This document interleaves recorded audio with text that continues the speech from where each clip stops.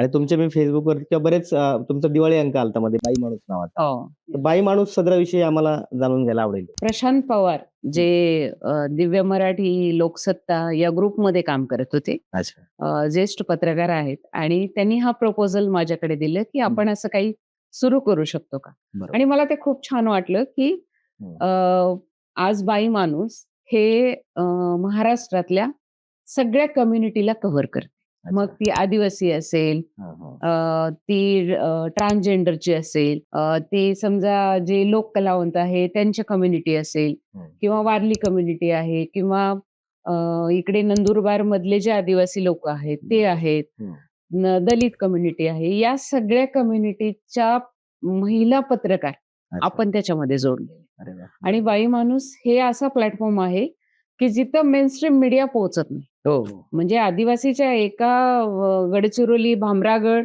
त्या टोकावर जर काही घडलं किंवा हां. काही कुठल्या महिलेचं काही चांगली पण गोष्ट घडली, बरोबर तर ती आहे. मेनस्ट्रीममध्ये येत नाही. हां, ते आणि म्हणून मग हा प्लॅटफॉर्म आम्ही उभा केला.